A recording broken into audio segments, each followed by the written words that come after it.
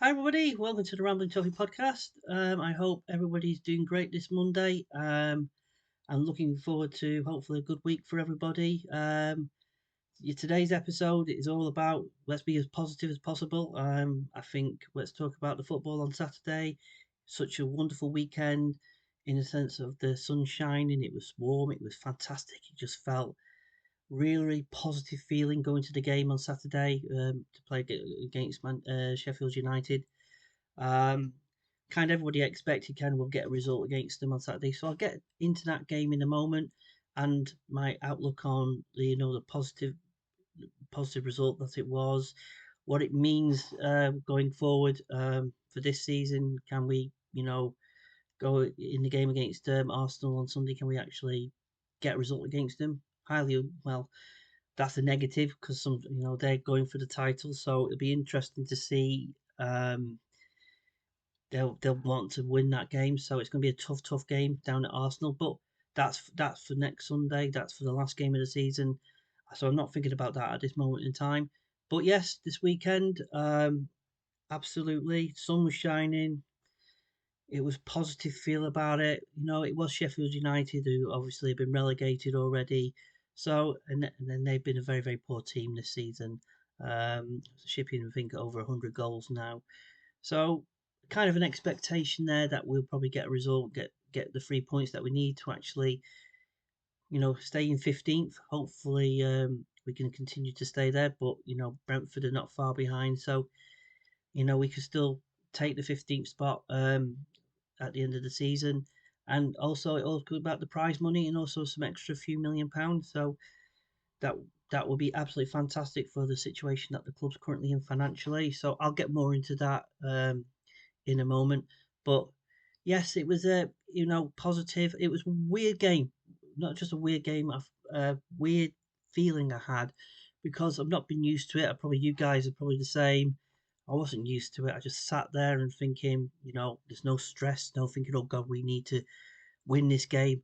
We've got see how Luton did or how this team did or how did we need to get this result. We need to to stay, not get relegated, not be pulled in or any kind of issues that we've had over the last 2 3 seasons.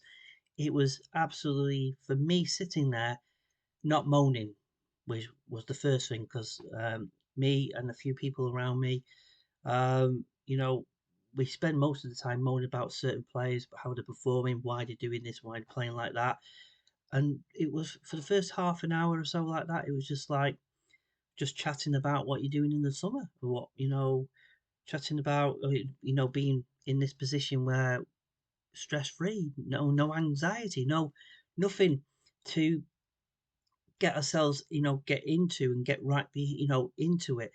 But what was great was the atmosphere was there because the stress was the pressure was off.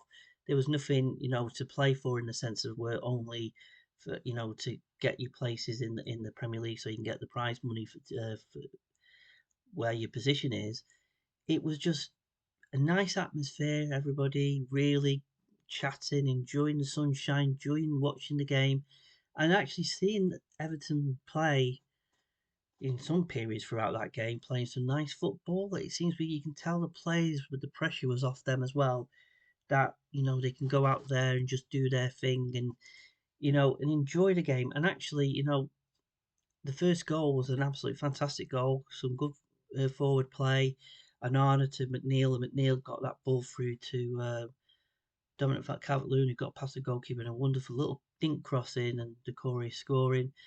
Um, it was a great goal, and you kind of thought we could have scored more. We did have opportunities, obviously, as the game went on, but Sheffield United, they had a little threat here or there, but in my own mind, the game we had full control of the game throughout it, and I just thought, we could have. There were moments when I thought it was like we could have moved into second gear, which is weird me saying that because have we ever had a second gear? We've always seemed to be playing a certain way, obviously, and the stresses and the pressures that we've had throughout the season on the points deductions and added on to everything like that, and the way we've performed.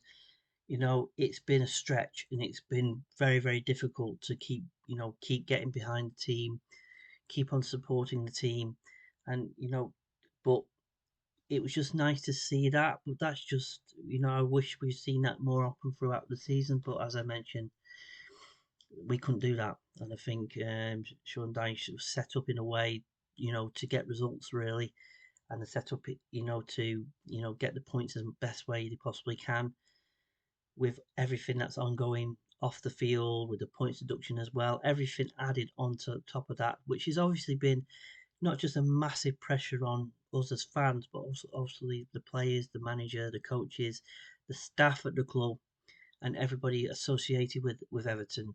It's been tough to you know to get through it week in week out with the way we played and the performances and how it it's difficult, and it's just shown from all of us, and probably me personally. I've mentioned about my views about Sean Dyche and the coaching setup, and Kevin Felwell as well. And my views about them is that are they right for this club going forward? But with everything going off the field at the moment, and also of course with the points deductions and everything that they have thrown at them, I'm going to throw a little bit of positivity towards them, and and commend what they've done, especially over the last few games, that has kept us in the Premier League and kept us being in the position that we are on the field. And I will commend Sean Dyche on that, and commend the coaching staff and the players and everybody, that there was a massive unifying nature, not just from the fans, what we did as fans with the flags, what the 1878s did, getting the flags and the banners and everything, getting the atmosphere with that sort of thing, and getting right behind the team, and the team feeding off that, which is what we needed. And it seems we everybody was together and unified in that sense, and I think that is going to help us going forward.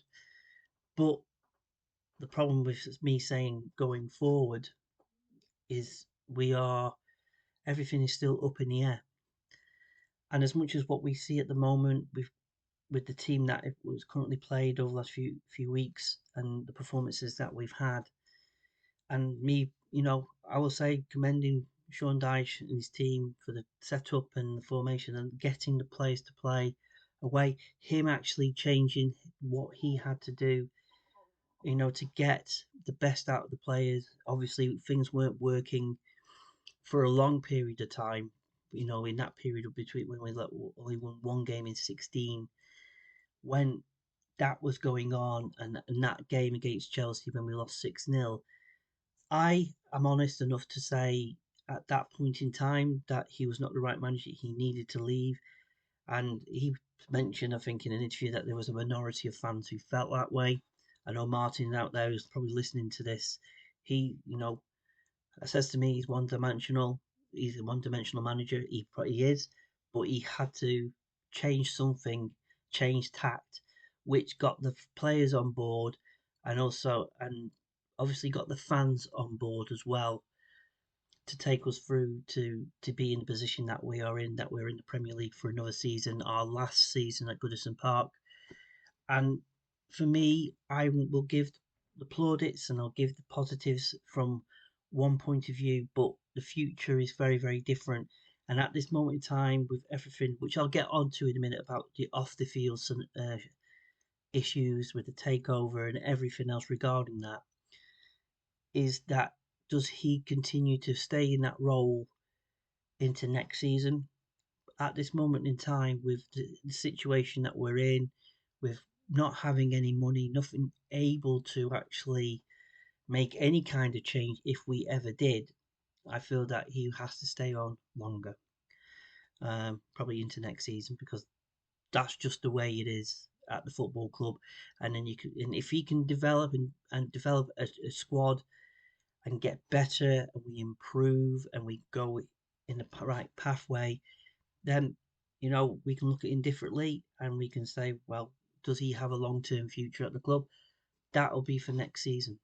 But at this moment in time, we have a situation where I'll get onto the takeover in a moment, but a situation where the players that we currently have that played well over the last few games and it and improved immensely since before. The amount of games that we were losing and drawing games and not doing really well, performing poorly. It's, they've got something going, but what I'm seeing is we're going to be in a situation in the summer where are we going to sell Branthwaite? Do I have to sell Anana? Pickford, is he going to get thrown in? Will he? Won't he? Dominic Calvert-Lewin has got a year left on his contract. We've got players out of contract. We've got, you know, we've got young players obviously coming through, but we've got so many things going on that sense that it feels we've got a very small squad as it is. And if you look at the players like also have Jack Harrison and Danjuma will definitely, he will not be coming back. But Harrison has been okay to an extent, and obviously Sean Dyche would like to keep him, but do we have the money to pay him to come to the club on a permanent basis? That's something that's up in the air at the moment. And you've got Seamus Coleman. Okay, obviously he has been offered a 1 year extension to his contract, so he's thinking about that. So hopefully he'll stay on for another season. You've got Ashley Young, who's out of contract because he's only signed for 1 season. Performances throughout the season indicate to me, in my feeling, that I don't think he deserves another year contract. I know he's played well in certain games, he's done well in certain games, but is he the right player to get an extension? At this moment in time, do we need to look elsewhere? Obviously Patterson is injured at the moment. Do we look at making sure that Patterson is the main choice at right back? Obviously Mikalenko will be back from his injury and he's available. So there's a lot of questions that Kevin Felwell and Sean Dyche need to ask and answer. What's going to happen next? But as I mentioned, being positive about the results that we've had, to be safe and be in the Premier League next season and really good stuff, and also but that's going to be where do we go next and what's going to happen next? What do you guys think is going to happen? But what do you think is going to happen further down the line? But it's going to be a very, very interesting summer. As I mentioned, in a negative, I'm trying to be as positive as possible. So if that team was to stay together for next season, and we've can add players, if we were able to add players to it to strengthen the team, and obviously my feelings about Ashley Young is up and down with him. I don't think he will be at the club next season, but you just never know. But if we're able to, if in a real world and in a positive real world, and we're able to actually bring, strengthen the team a little bit more, then we can push on. The funny story about this season is that if without the points deduction, we would have been 11th, and that just shows you you can probably say that shows you the progression under Sean Dyche, and we could have even been more if we didn't have the point deductions thrown at us, and it might have been a different story. We might have been a little bit more confident in that period of time where we've lost 1-1 in 16 games. That we might have picked up more results because there was no kind of pressure coming from any of these point deductions, and are we going to get more points deduction from an appeal, or are we going to get less, or everything that was ongoing regarding that? It could have been a different story. So if you want to take out the points deduction, we would have been 11th. And if you think, and then you can look at the bigger picture and say, oh, that's progression. That is that this team's obviously Sean Dyche is doing something good, and we can move forward with this, and we'll give him another year, another season to see if he can progress further in a normal situation. In a normal situation where the ownership is sorted out, that everything is stabilized, that we don't have any more breaches going to take place, no more all the situations that have been going on, this season.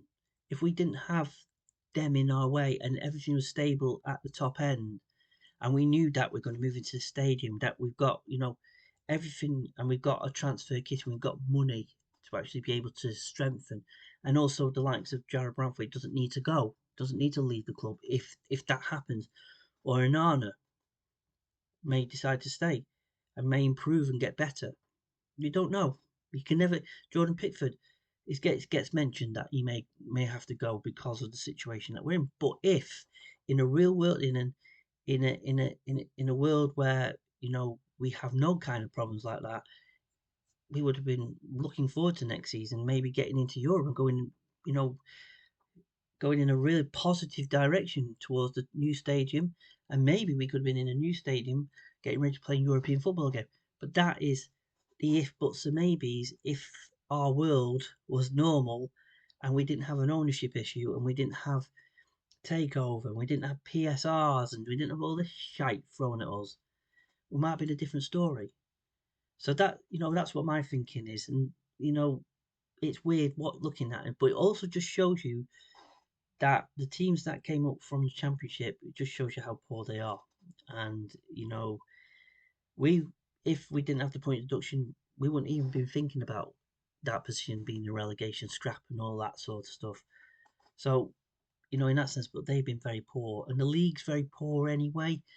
That's my personal view. That I just feel that the league's poor, and it just seems to be as usual. It looks likely again. Manchester City are probably going to win the league again, but you never know. It depends on how they are when they play Tottenham tomorrow night. But that just but the rest going further down. I mean, Villa's done really really well, but if you look further down, a lot of teams are not doing very very well at all, and you can see that what's happened in Europe. The Champions League teams. Man City is an example as well. They got knocked out obviously, and Arsenal as well, and then you're up with the conference with Aston Villa and so forth. They'll be knocked out, not even getting to a final at all. So it just shows you the Premier League is weak and poor in its sense. But you know, but for us, if we didn't have those deductions, finishing 11th would have been absolutely amazing, considering where we've come from. So we'd be looking at things differently. We'll look at the manager differently. But over a week to week basis, and watching the team play week to week basis, a lot of the 99 times out of 100, we've been very poor.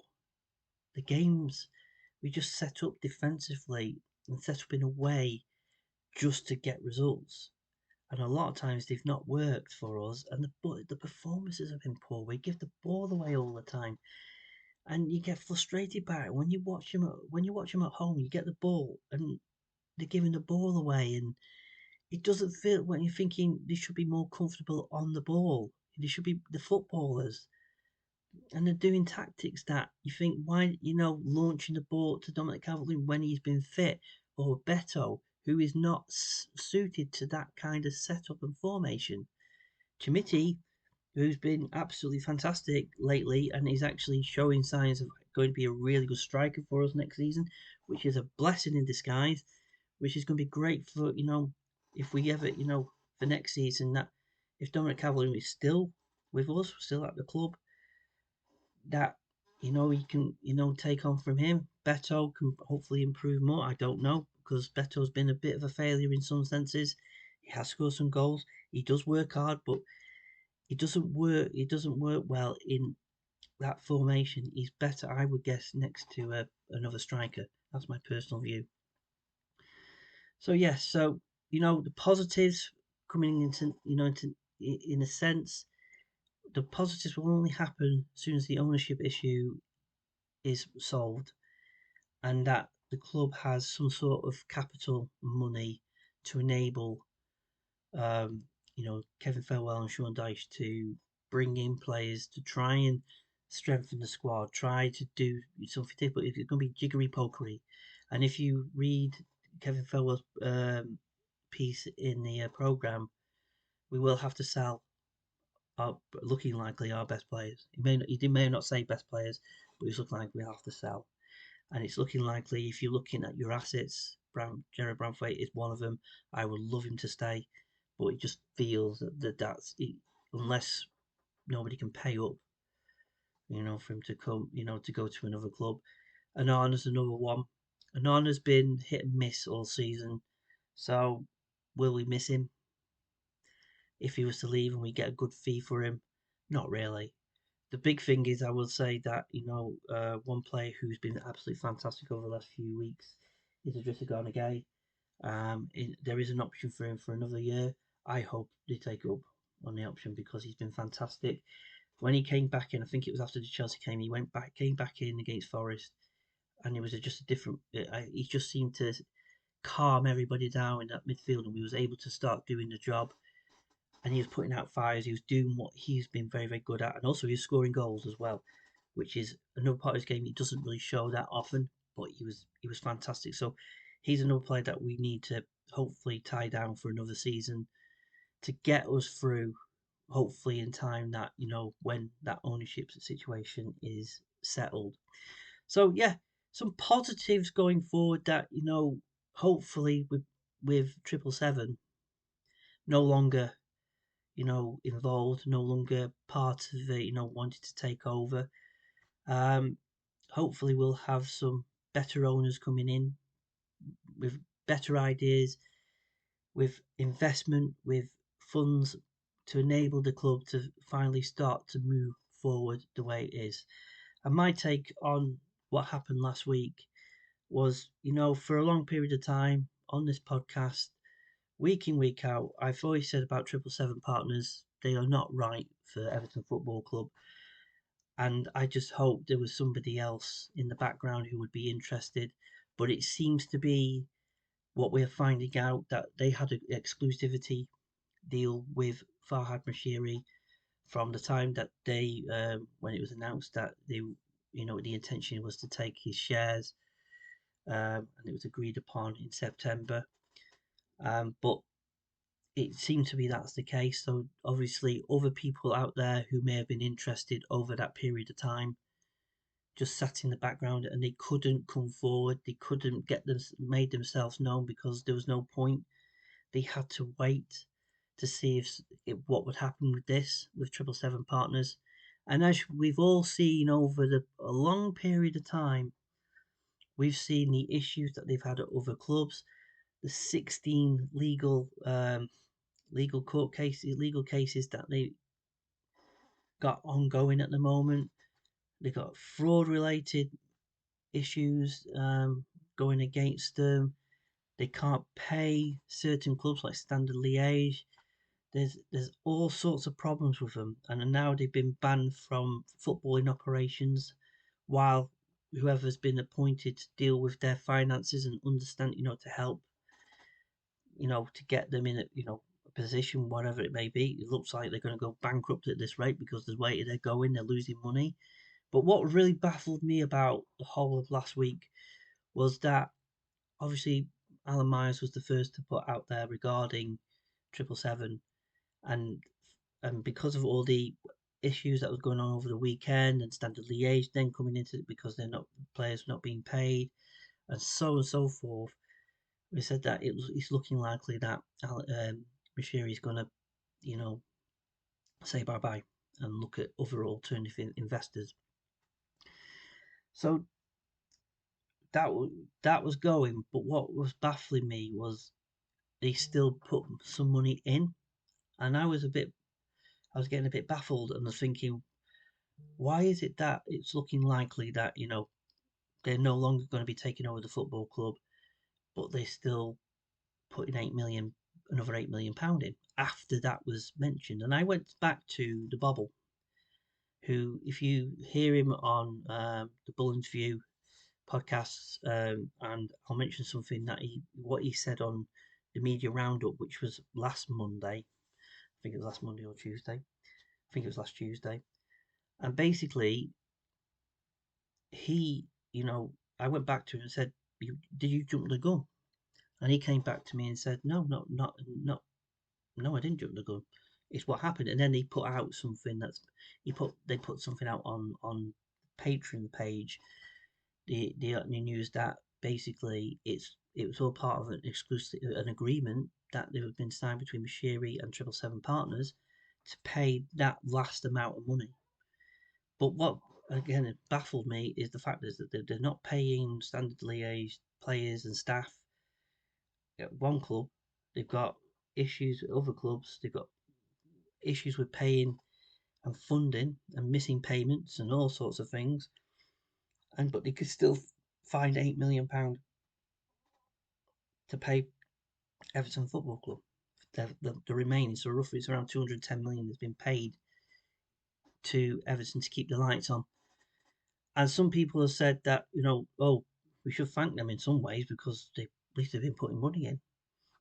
I'm not thanking them because basically that money is coming from another loan company who's loaned him and they basically loaned us. It's just like a loan. It's like an everyday loan like all the other loans that we have at the club. It's just basically they put loan in which they can put in. Somebody was obviously giving them that money and now it's sitting there. It's a junior debt.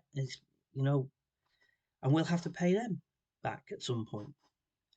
But the way they're going at the moment, if they go to get bankrupt, we're going to get administrators going to be trying to get money off us to pay back the debts that they have. So in that sense, so that's just baffled me that for a moment. But got clarification. That's what's happened. But also it is linked to the fact that it was an exclusivity. So where are we at? So one of the things that they've now gone.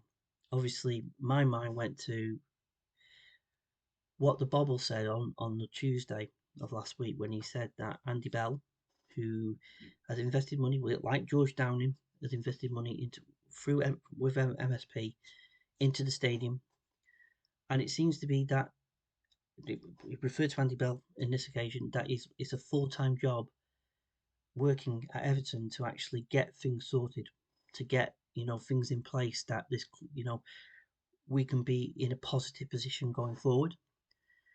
And that was on Tuesday. So that was my first inkling that maybe would MSP come in? Are they interested in taking over Mashiri shares, taking over the club with Andy Bell and George Downing included? Is that what's actually happening ongoing at the moment? We'll find out maybe this week. And what was great was the positive tweet that came up from Paul Liesk yesterday and also from Alan Myers. Was it yesterday? Yes, and Alan Myers.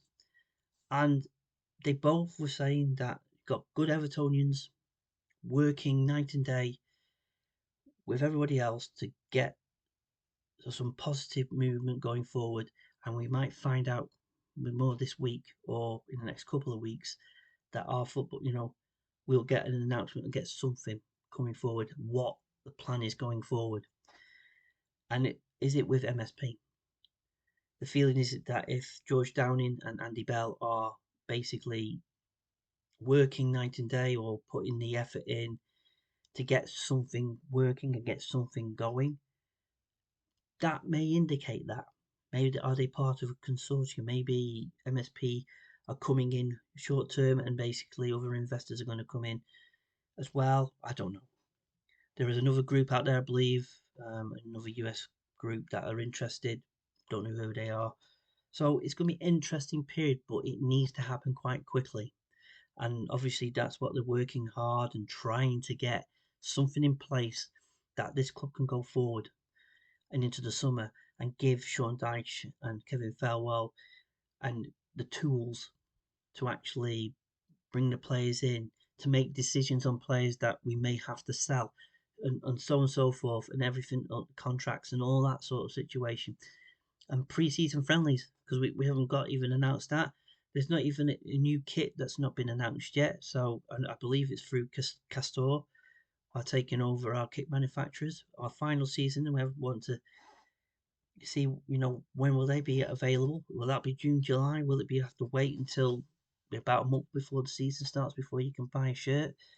While all our competitors are putting new shirts out now and just before the end of the season. All things are up in the air, and it'd just be nice to find out in the next few days, in the next couple of weeks or so, what is actually going on, what is the plan going forward, and it's to be positive because if we can get the people in And everybody talks about MSP, are they right people, wrong people? I think they're the right people. I think they come across as right people. I think that, you could say that why didn't they take up that, the 51% stake? They could probably still do. I don't know. We'll see. We'll just see what happens next if they want to. Some people, obviously, journalists that have said that they don't want to take on a club. They don't want to do that, but they might do. They might change their mind. There might be something in there. But think of the positive if they come in and we get the right people in place, because it's the last season at Goodison. If we stay in the Premier League, if we can get the money in and get the funding and get the capital and everything, get us moving forward, we can move into a brand new stadium where then the PSR that we've had issues with will be non-existent, because that's been the issue, the stadium, and where why we've been breaching and why we've been getting the deductions because of the stadium costs and everything else regarding that. We'll be in that stadium. It'll be a completed stadium. We're fully paid for. Don't need to do anything else. And basically, we have a stadium now which has a value of probably about £1 billion, which is there. We move in, got more fans going into the stadium as well. That means more people for corporate as well, and with all the money that will come from that. Naming rights will probably come in for the stadium as well at some point. We'll find out that as well. And if we get the new people coming in soon as possible, get the new board in place, get the new people in with forward thinking ideas, positive ideas to take this club forward. Because as Alan Myers put in a tweet, which is absolutely fantastic how he put this, basically we have a stadium which is a value of £1 billion. We have a fan base which is worldwide. Our history, well, second to none. We've got everything going for itself. We just got this little period, a little moment where we're stuck, and we just need to get it right. And if Mashiri's listening to this, if Andy Bell, George Downing, or MSP, or anybody ever listens to this podcast, probably won't, but if they were to listen, please sort it out as quickly as possible. Get everything right. Talk to us. Communicate with us, the fan base. Talk to us. Explain to us what you want to do. What is your plan going forward? Change the mentality of the club. What it means, Neil Sattis needs to opt to nothing but their best is good enough. And when you've got two people, Andy Bell and George Downing, who are working night and day, they were in the director's box against Sheffield United the other day, on Saturday, who are Evertonians, they care about it. They probably know, they can remember when we were successful, when we won titles, when we were always at Wembley playing in Europe, when we were great and when we were good. And our history dictates that. We've had some great players, we've had some great teams. We've won, 9 league titles. We've won the FA Cup 5 times. Our history dictates and indicates that that is what Everton Football Club is. That's its DNA. And when Kevin Felwell says on a program note, says it's in our DNA. Our DNA is to be at the top end of the table, challenging at the top, challenging for trophies, and having the best players and doing the best things. That is where we need to be. We've got a stadium which is 14 months away, or wherever when we move into there. That's there. We need a team, a club, everybody pointing in the right direction. Everybody with that mentality that we are winners, not losers. We are not here just to make up numbers. That's not what we are. And we've got to think that. I don't care what other fans of other clubs think. The Sly Six, I don't care what they think. They think there's only 3 teams, I would guess, at the top who I would say are big in its history. And that's Liverpool. I know it's very, very hard for me to say that. Liverpool, Arsenal, and Manchester United. And you look at Manchester United at the moment, they're struggling. And look at what happened yesterday. Roof leaking with the flash storm that happened all over the place. Bloody stadiums falling apart. So, even with that. But their history is they've always been at the top end of the table, top end of the. It's like Aston Villa, who are doing really well this season, and They have been at the top end. They know what success, their fans know what success is. They want that success. I want that success for Everton Football Club. And I know everybody out there who listens to this podcast, you all want that as well. And I think we on the pitch, we saw over the last few a unified front from the players, the management, the fans, everybody all together. It needs to be unified at the top end and everybody working together, which we, from the tweets yesterday, are indicating that that's what they're doing. They're getting together, working hard, try and find a solution and a way forward. And if we can get that a way forward and get the right investment in, get the right people in, get the right people running this football club, we will go wherever we want to do. Oh, the world's our oyster, and we need to get there. But we're here. We're currently May of 2024.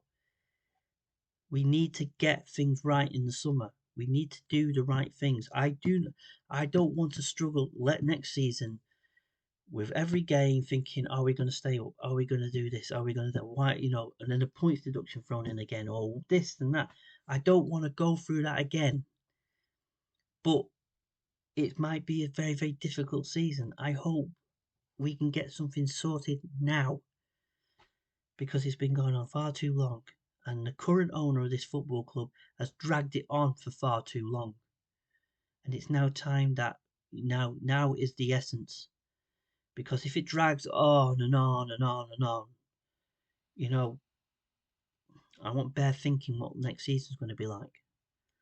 So please, if you're listening, come on, let's get things sorted. Anyway, that's my thoughts, that's my opinion. So anyway, again, I want to thank everybody, for your opinions, your views, and your support through this podcast. I started this in June last year because even in June last year, we're getting close to it this year. It's my year anniversary. And at that time, I did this just to vent my feelings and vent my opinions and get everything off my chest because that's how best way I could do it. And in June last year, I asked a question. Communication was one of them. And when I did it, not just about getting communication from the club, it was basically say I do not want to go through a relegation fight again.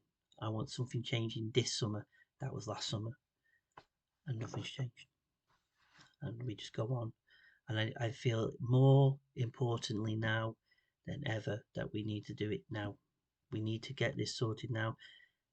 Clarity needs to be there. Communication needs to be there. We need to be informed, not just as fans, as season ticket holders, members, fans all over the world, shareholders. We all need to know what is the plan going forward, so we can be reassured in our own mind that this is what Everton Football Club are going to do going forward, not just on the field but off it, and that'll be helpful to me. I just want to put some shout outs before I finish today's podcast. I want to shout out to the Fab, who've been absolutely fabulous. Um, they, constantly, when we've had the issues, they've been putting statements out. Obviously, shareholders as well, challenging Mashiri and the ownership to talk to us, to you know, to get things out there, get to listen to our views and listen to our opinions. And but obviously the owner's not really come back to us. Hopefully we might hear from him through the Fab at some point soon. Um, but they've been fantastic. They put the statements out when it's regarding PSRs or it's regarding the ownership and the takeover and everything else that they've done. And the volunteers, and they put their effort and energy in. So I want to put myself out to you guys. Thank you very much. That's great support. The 1878s as well for the banners and the flags, everything that's been ongoing throughout the season from them. They're volunteers as well, and they deserve what they got on. If you saw the Everton access tunnel access, they were enjoying themselves. I think they had a few too many drinks, obviously, but they really deserve everything they got on that day, on Saturday. They got to rest and they got to enjoy the game. They didn't have to think about flags and banners for one day, and they deserve a massive amount of respect from my point of view and from hopefully for everybody. And we move forward. So yeah. So on that note, thank you very much again for listening. I'll be back next Monday with obviously the Arsenal game taking place on Sunday and the last game of the season, my views and my ramblings regarding that game, and also hopefully might hear some more regarding the takeover and everything regarding that as this week goes on. And then it'd be more a reflection again on the season just gone and where we go in the future. But for now, everybody have a great day, great week. And I'll speak to you all again next Monday. And just to wish everybody a great day. This is the Rambling Toffee signing out. Take care, and I'll speak to you all again soon. Bye.